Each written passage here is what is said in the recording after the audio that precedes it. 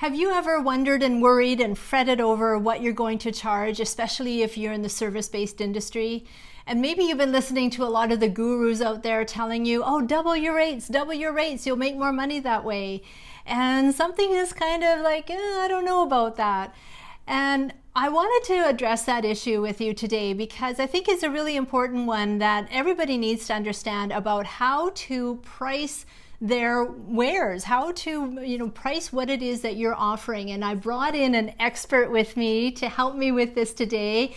Welcome, Francesca. Thank you for having me here. Oh, yeah, so it's such a pleasure to have you, and I'm so thrilled because Francesca is a coach, business coach, and has worked with many entrepreneurs over the years. And maybe how about you tell a little bit about yourself, so I'm not telling everybody about you. Well, that's pretty much it. You just check me out on the website. Yeah, and so Francesca often posts on Facebook and has these memes and things and these very wise words of wisdoms. I highly recommend that you follow her on Facebook. And she had posted one about pricing, and so we're going to talk about pricing and how to deliver the right value for the price that you're charging your customers. And it can go both ways, and so it's really important that we understand what is involved in pricing our offerings.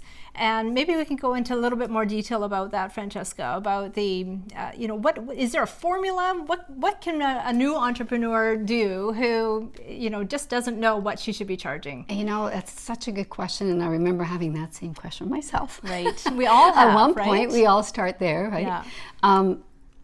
When I made the transition from, having a dance company to the consulting and going full on with the consulting and the coaching, I really had a hard time understanding how to price my services, because when I was looking at, all the coaches out there, I couldn't say, oh, that's the going rate, because there's such a wide spectrum. Mm-hmm. And I am always seeking for advice. I'm always seeking for mentorship, and I have coaches myself, 3 at the moment, believe it or not.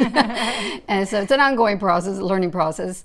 And I remember one of my favorite coaches. I asked her this question: How do I know what to price? And she said, so I'm just going to relay this to you because, learn from the wise and share it. Yeah, exactly. And she said, you said see what you think is worth and charge that. If people are not willing to pay for it, then your price is too high. Yeah. So you drop it. And if people are paying you for services, then you can slowly increase, and you are worth what people are willing to pay for. Yeah. Yeah. Right? As long as you're constantly delivering the equal value. So that's my suggestion. And this is, what I learned and really has served me well. And over time, I've learned that it is very important that whatever it is, the price, that we deliver equal or greater value for what we're charging.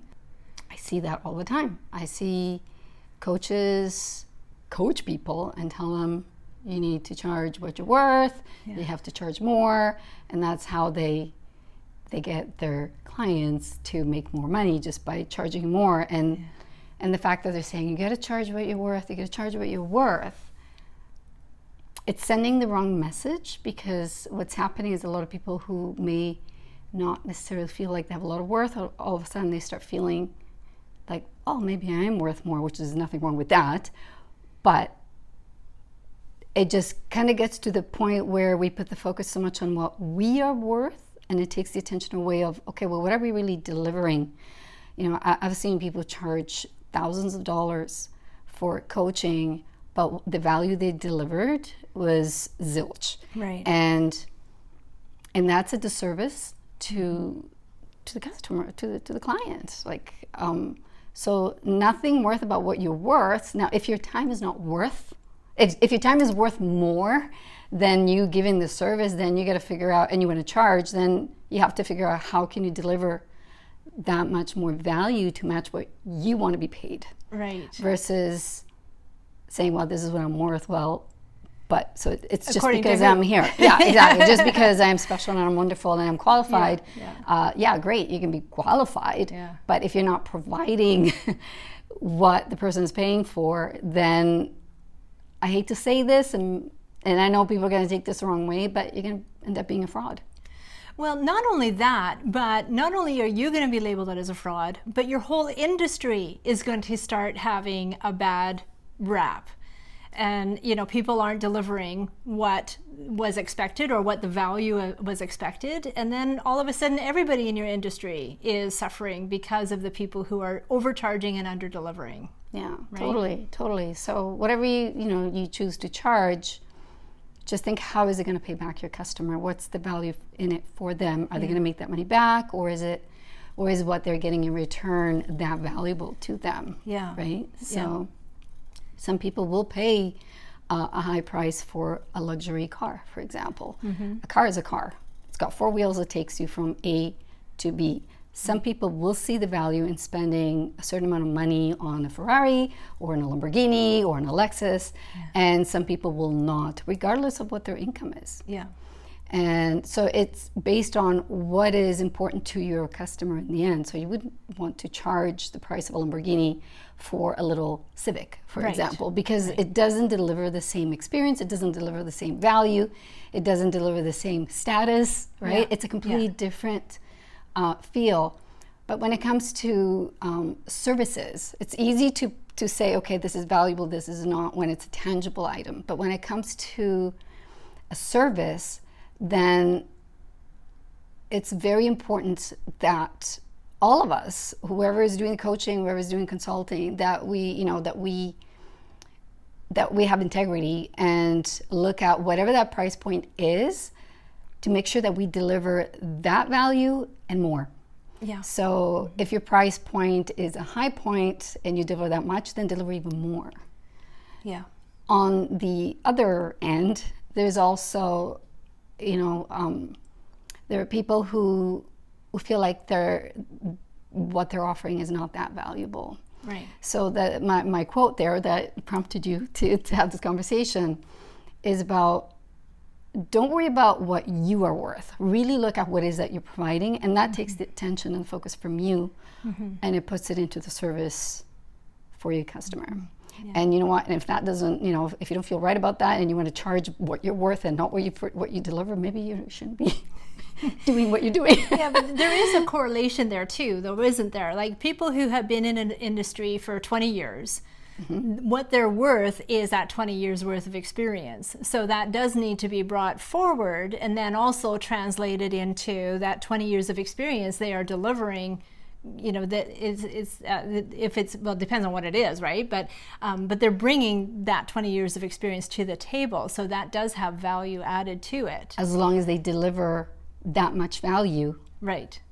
In what they're providing to that particular customer that is paying for it. Yeah, the experience alone isn't going to dictate what your price point is, but the value that you've brought your experience forward with and what you deliver. So when I used to have the dance studio and I had all kinds of instructors working there, many times I would have instructors wanting to work for the company, and they would want to teach, and they come to the job interview, and to me, it did not matter if they had been teaching for a month or if they've been teaching for 10 years or 20 years. It made no difference. Yeah. To me, what was important is, how are the students going to feel in class? How are they going to learn? What experience are they going to have?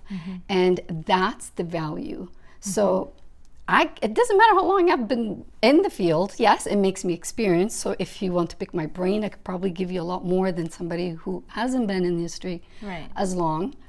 But at the same time, if you're selling a package of services, then you need to make sure that that value is 100% there. Right. we're living in a world that is full of entrepreneurs right now. Like there's a whole industry of entrepreneurs, blossoming, and that might change soon. But yes, right now it's the era of the entrepreneurs. It's the era of the entrepreneurs, and so that means that there's a lot of competition. And one of the things that I talk a lot about is differentiating our unique selling proposition. What makes us unique? What makes us stand out from all of the other people who are offering that same service or product? And that comes involved with the pricing model too. That you kind of take your experience, what makes you unique, and make sure that the people that you are wanting to attract into your business are willing to pay for that product or service too. That's all part of the whole business model too when you're first starting off. Yeah, and it's also who's your demographic, like who are you targeting as, who is it that you want as clients in the first place? I mean, if you're targeting families with a low income budget, you're going to be pricing on a McDonald's kind of type level. You're not going to be able to charge. No matter what your worth is, they're not going to be able to pay for it. So you have to also understand who your customer is, what are their abilities, what's important to them as well. So knowing your market and your demographics, where you're targeting is so important. So it's not just about pricing, but you have to know everything else. So you can say, well, I have great value and my services are worth this much. But if you're trying to bring those services to people that are not a match, then you're not going to get the clients either. So there's a bit more involved to than that. There is a lot involved in it, isn't it? And it is it isn't something to just so she's charging this much, that's how much I should be charging. There is a lot of thought that needs to go into it. And I like what your tip was about starting small and working your way up, especially for somebody who's brand new. I mean, that's exactly what I did. When I first started building websites, I was charging, barely anything just to get that experience and to build up my repertoire and be able to continue to build up on the value that I was offering, because I was learning more as I was going along, and just kept incrementally increasing the prices, to match that value that we were giving our clients. And so the same model can happen for anybody. And but it is very important. That hierarchy of needs is what you're referencing here. Like some people will buy the Ferrari, where other people will buy the Honda Civic. They both function the same way, but you are actually tapping into much more of an emotional response of what they are willing to spend in order to create more of a self-awareness of, okay, this is how I want to present myself to the world. And driving in a Ferrari, you're going to look a lot different than driving in a Honda. And then equating that to even to your pricing model. Like if you want to have Walmart prices, then your whole business has to be matching that Walmart price point and attracting people who are looking for deals of the day, right? Yeah, can I add something to that? Because I want to make sure that people watching this, that you understand that having a McDonald's pricing system does not mean that you're not going to make money, because it all depends on how you structure your business. You can actually make even more money by having services that are a lower cost, because you can serve more, but it's just about how you structure the business. So I just wanted to say that. So it doesn't mean because that if you're charging less that you're going to make less.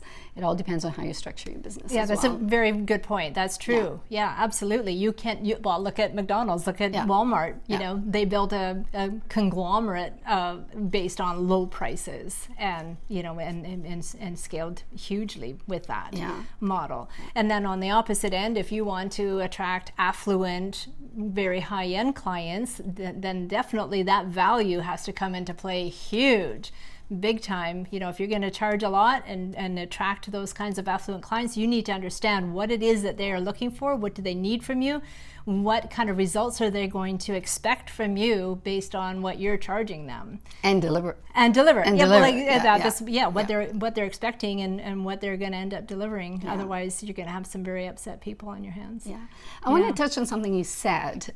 Just because in some industry that I know, there's this, you have to charge like everybody else, otherwise you're undercutting your competition. So touching on the fact that, my coach advised me, you start at one level and then you grow from there based on what people are willing to pay for. That doesn't apply in all industries. So how do you charge a certain amount when you don't have the experience, right? Yeah. So my suggestion is to work for free for someone else who's doing the exact same thing and build that experience so that when you're ready to say, okay, I can charge what everyone else is charging, then you can go out there and you've qualified yourself and you're ready to deliver that value. Yeah, that's absolutely perfect advice. Yeah, either volunteer or do work with clients for free, as in exchange for a testimonial, just to build up that experience, so that when you are ready to announce to the world that you're officially in business, you've got the credence behind you, and you're confident that you're going to be delivering that kind of value to justify the prices that you're charging. If you're just starting out, it's important that you don't try to wing it and try to guess it yourself. And I advise that you actually get professional advice on how to structure things from whoever, as long as it's a professional. Yeah. And because I see that a lot of people who are starting out tend to, because typically they're on a low budget, they tend to go in the internet and get this advice and then that advice, and they're following this person and that person, and they're getting mixed messages, and it becomes so confusing. And if that actually translates on how your business presents itself, because it's kind of mushy mash of, it makes no sense. There's no brand and there's no consistency. Yeah. So I say, if you're just starting out, just make sure you lay down the foundation properly and then grow from there. That's really, really good advice. Yeah, that's something that is probably a whole nother topic about, just following the advice of way too many people, and just you end up getting overwhelmed and confused, and you just feel like you're a failure at the end of the day. And it's not your fault. It's because of too many mixed messages out there by too many people who also don't really know what they're talking about too. They're just trying to make a big buck, and or it just works in their industry and not yours. Worked for them and not for you. Or their demographic, or when it happened to them a certain time in time. Yeah. So there are so many different factors. So I say, just find one, stick with one, and then when you outgrow that one, go to the next one, because I don't believe one person can take you all the way. No. I believe there are different stages, and for each stage of your business, you need a different kind of expert to help you with. Yeah, most definitely. Yeah, not one person can know absolutely everything, and I don't care who you are. I don't care who it is. Nobody knows it all. So Francesca, how can people get a hold of you to I know Francesca works with lots of business owners, helping them figure out their pricing model and their business model. So tell us how to get a hold of you. Just go to my website, francescaanastasi.com. Yes, and I'll definitely have that posted below. Thank you so much for joining us today. I think this is a really, really important topic, and I'm so appreciative of you joining us and sharing it with our viewers. Thank you for joining us, and I so appreciate you joining and coming in and watching this interview with Francesca. And if you're watching this on YouTube, please go ahead and click the subscribe button so that you are notified the next time new videos are coming on. Yeah, and be sure to share this with your friends and associates who might be starting off in a business as well and are struggling with this kind of a topic. Thanks again, Francesca. Thank you.